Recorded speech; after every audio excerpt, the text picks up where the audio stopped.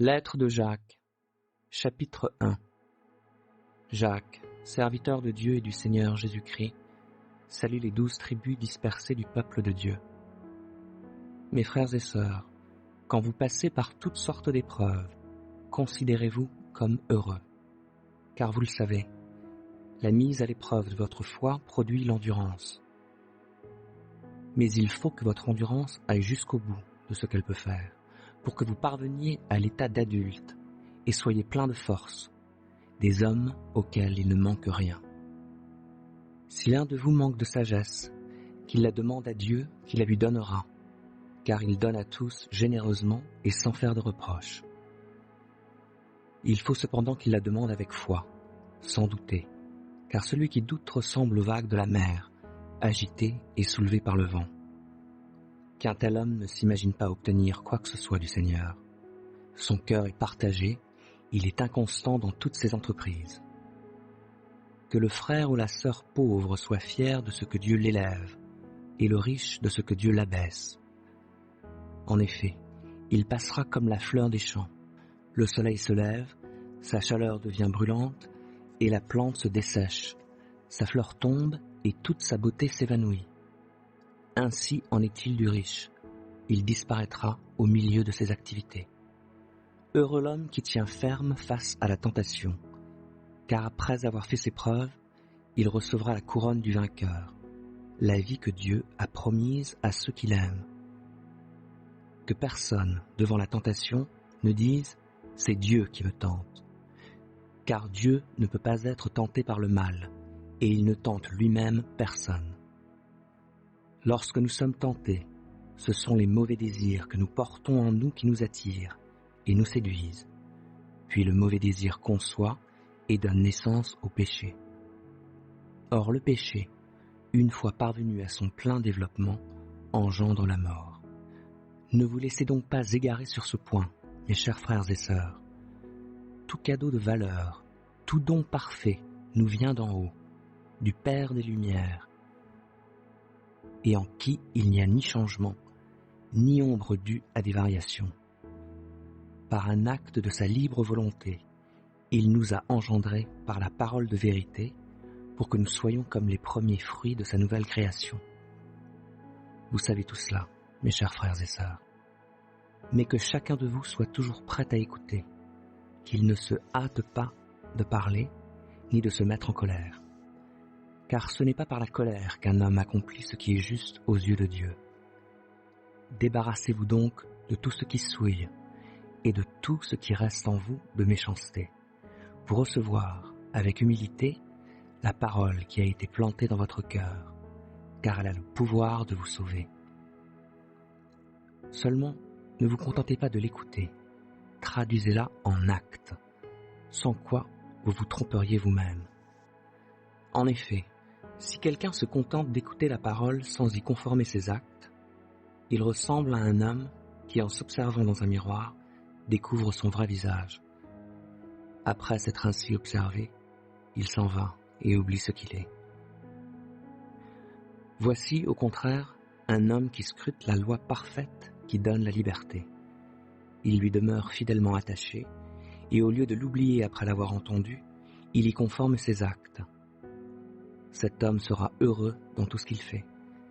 Mais si quelqu'un croit être religieux, alors qu'il ne sait pas tenir sa langue en bride, il s'illusionne lui-même. Sa religion ne vaut rien. La religion authentique et pure aux yeux de Dieu, le Père, consiste à aider les orphelins et les veuves dans leur détresse et à ne pas se laisser corrompre par ce monde. Jacques 2. Mes frères et sœurs, gardez-vous de toute forme de favoritisme. C'est incompatible avec la foi en notre glorieux Seigneur Jésus-Christ. Supposez en effet qu'un homme vêtu d'habits somptueux, portant une bague en or, entre dans votre assemblée, et qu'entre aussi un pauvre en haillons. Si, voyant l'homme somptueusement vêtu, vous vous empressez autour de lui et vous lui dites « Veuillez vous asseoir ici, c'est une bonne place », tandis que vous dites aux pauvres « Tenez-vous là, debout, ou asseyez-vous par terre à mes pieds. Ne faites-vous pas des différences parmi vous, et ne portez-vous pas des jugements fondés sur de mauvaises raisons ? Écoutez, mes chers frères et sœurs, Dieu n'a-t-il pas choisi ceux qui sont pauvres dans ce monde pour qu'ils soient riches dans la foi et qu'ils héritent du royaume qu'il a promis à ceux qu'il aime? Et vous, vous méprisez le pauvre? Ce sont pourtant les riches qui vous oppriment et qui vous traînent en justice devant les tribunaux. Ce sont encore eux qui outragent le beau nom que l'on a invoqué sur vous. Si au contraire vous vous conformez à la loi du royaume de Dieu, telle qu'on la trouve dans l'Écriture, tu aimeras ton prochain comme toi-même. Alors, vous agissez bien. Mais si vous faites preuve de favoritisme, vous commettez un péché et vous voilà condamné par la loi, parce que vous lui désobéissez. En effet, celui qui désobéit à un seul commandement de la loi, même s'il obéit à tous les autres, se rend coupable à l'égard de toute la loi. Car celui qui a dit « Tu ne commettras pas d'adultère » a dit aussi « Tu ne commettras pas de meurtre ».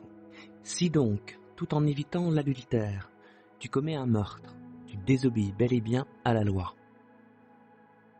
Parlez et agissez donc comme des personnes appelées à être jugées par la loi qui donne la liberté. Dieu jugera sans pitié celui qui n'a témoigné aucune compassion aux autres, mais la compassion triomphe du jugement. Mes frères et sœurs, à quoi servirait-il à quelqu'un de dire qu'il a la foi s'il ne le démontre pas par ses actes? Une telle foi peut-elle le sauver? Supposez qu'un frère ou une sœur manque de vêtements et n'ait pas tous les jours assez à manger.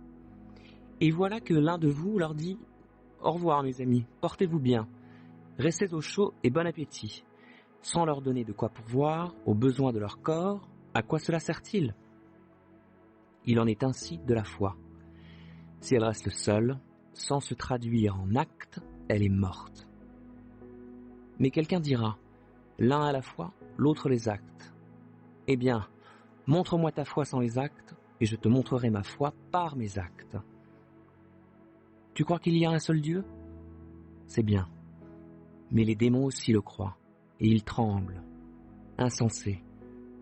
Veux-tu avoir la preuve que la foi sans les actes ne sert à rien? Abraham, notre ancêtre, n'a-t-il pas été déclaré juste à cause de ses actes, lorsqu'il a offert son fils Isaac sur l'autel? Tu le vois, sa foi et ses actes agissaient ensemble, et grâce à ses actes, sa foi a atteint son plein épanouissement. Ainsi s'accomplit ce que l'Écriture déclare à son sujet. Abraham a eu confiance en Dieu, et Dieu, en portant sa foi à son crédit, l'a déclaré juste, et il l'a appelé son ami. Vous le voyez donc, on est déclaré juste devant Dieu à cause de ses actes, et pas uniquement à cause de sa foi.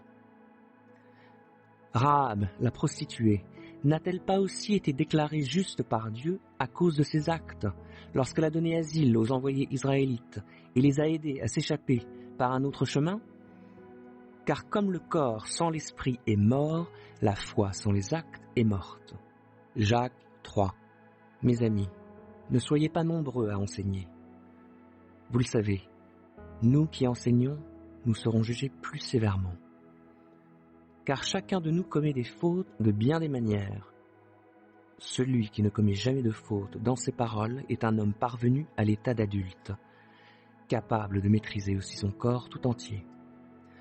Quand nous mettons un mors dans la bouche des chevaux pour qu'ils nous obéissent, nous dirigeons aussi tout leur corps.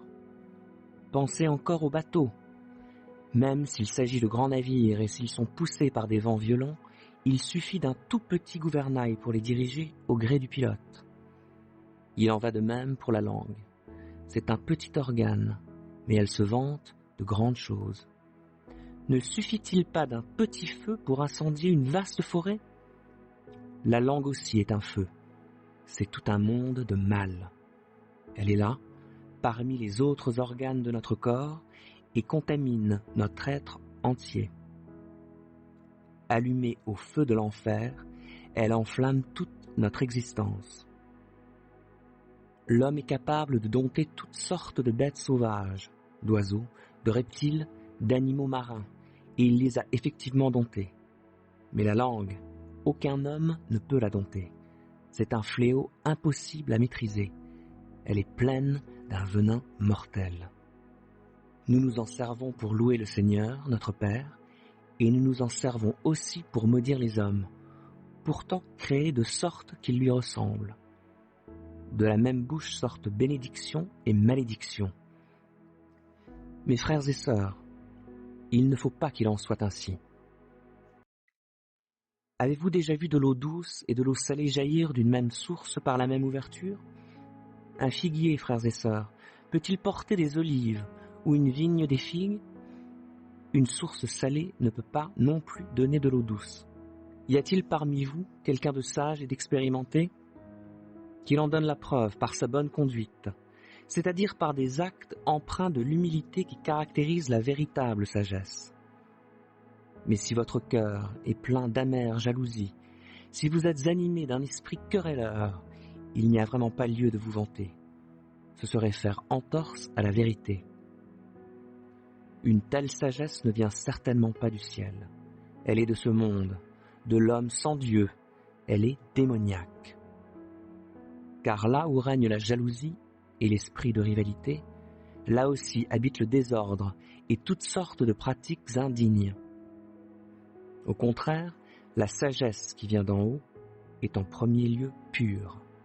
De plus, elle aime la paix, elle est modérée et conciliante, pleine de compassion. Elle produit beaucoup de bons fruits, elle est sans parti pris et sans hypocrisie. Ceux qui travaillent à la paix sèment dans la paix une semence qui produira un fruit conforme à ce qui est juste. Jacques 4. D'où proviennent les conflits et les querelles entre vous? N'est-ce pas des désirs égoïstes qui combattent sans cesse en vous? Vous convoitez beaucoup de choses, mais vos désirs restent insatisfaits. Vous êtes meurtrier, vous vous consumez en jalousie et vous ne pouvez rien obtenir. Vous bataillez et vous vous disputez. Vous n'avez pas ce que vous désirez parce que vous ne demandez pas à Dieu. Ou bien quand vous demandez, vous ne recevez pas, car vous demandez avec de mauvais motifs. Vous voulez que l'objet de vos demandes serve à votre propre plaisir. Peuple adultère que vous êtes, ne savez-vous pas qu'aimer le monde, c'est haïr Dieu? Si donc quelqu'un veut être l'ami du monde, il se fait l'ennemi de Dieu.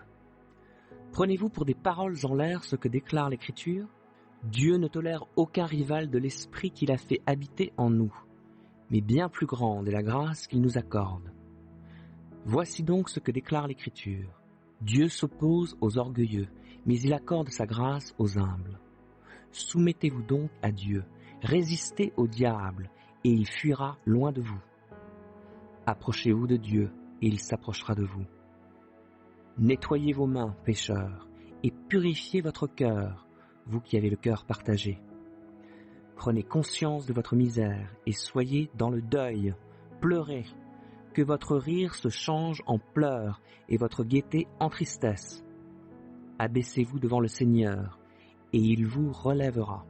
Frères et sœurs, ne vous critiquez pas les uns les autres. Celui qui critique son frère ou sa sœur, ou qui se fait son juge, critique la loi et la juge. Mais si tu juges la loi, tu n'es plus celui qui lui obéit, tu t'en fais le juge. Or, il n'y a qu'un seul législateur et juge, celui qui peut sauver et faire périr. Mais pour qui te prends-tu, toi qui juges ton prochain? Et maintenant écoutez-moi, vous qui dites, aujourd'hui ou demain, nous irons dans telle ville, nous y passerons une année, nous y ferons des affaires et nous gagnerons de l'argent. Savez-vous ce que demain vous réserve? Qu'est-ce que votre vie? Une brume légère, visible quelques instants et qui se dissipe bien vite. Voici ce que vous devriez dire. Si le Seigneur le veut, nous vivrons et nous ferons ceci ou cela. Mais en réalité, vous mettez votre orgueil dans vos projets présomptueux. Tout orgueil de ce genre est mauvais. Or, qui sait faire le bien et ne le fait pas, se rend coupable d'un péché. Jacques 5. Et maintenant écoutez-moi, vous qui êtes riches. Pleurez et lamentez-vous au sujet des malheurs qui vont fondre sur vous. Votre richesse est pourrie, et vos vêtements sont rongés par les mites. Votre or et votre argent sont corrodés, et cette corrosion témoignera contre vous. Elle dévorera votre chair comme un feu. Vous avez entassé des richesses dans ces jours de la faim. Vous n'avez pas payé leur juste salaire aux ouvriers qui ont moissonné vos champs. Cette injustice crie contre vous, et les clameurs des moissonneurs sont parvenues jusqu'aux oreilles du Seigneur des armées célestes. Vous avez vécu ici-bas dans les plaisirs et le luxe. Vous vous êtes engraissés comme des animaux pour le jour où vous allez être égorgés. Vous avez condamné, vous avez assassiné des innocents sans qu'ils vous résistent. Frères et sœurs, patientez donc jusqu'à ce que le Seigneur vienne. Pensez au cultivateur. Il attend les précieuses récoltes de sa terre. Il prend patience à leur égard, jusqu'à ce que tombent les pluies de l'automne et du printemps. Vous aussi, prenez patience. Soyez pleins de courage, car la venue du Seigneur est proche. Ne vous répandez pas en plaintes les uns contre les autres, frères et sœurs, si vous ne voulez pas être condamnés. Voici que le juge se tient déjà devant la porte. Frères et sœurs, prenez comme modèle de patience persévérante dans la souffrance les prophètes qui ont parlé de la part du Seigneur. Oui, nous disons bienheureux ceux qui ont tenu bon. Vous avez entendu comment Job a supporté la souffrance. Vous savez ce que le Seigneur a finalement fait en sa faveur, parce que le Seigneur est plein de bonté et de compassion. Avant tout, frères et sœurs, ne faites pas de serment, ni par le ciel, ni par la terre, ni par n'importe quoi d'autre. Que votre oui soit un vrai oui, et votre non un vrai non, afin que vous ne tombiez pas sous le coup de la condamnation. L'un de vous passe-t-il par la souffrance? Qu'il prie. Un autre est-il dans la joie? Qu'il chante des cantiques. L'un de vous est-il malade? Qu'il appelle les responsables de l'Église, qui prieront pour lui, après lui avoir fait une onction d'huile au nom du Seigneur. La prière faite avec foi obtiendra la guérison du malade, et le Seigneur le relèvera. S'il a commis quelque péché, il lui sera pardonné. Confessez vos péchés les uns aux autres, et priez les uns pour les autres, afin que vous soyez guéris. Quand un juste prie, sa prière a une grande efficacité. Élie était un homme tout à fait semblable à nous. Il pria avec insistance pour qu'il ne pleuve pas, et pendant 3 ans et demi, il ne tomba pas de pluie sur le sol. Puis il pria de nouveau, et le ciel redonna la pluie, et la terre produisit ses récoltes. Mes frères et sœurs, si quelqu'un parmi vous s'égare loin de la vérité, et qu'un autre l'y ramène, sachez que celui qui ramène un pécheur de la voie où il s'égarait le sauvera de la mort, et permettra le pardon d'un grand nombre de péchés.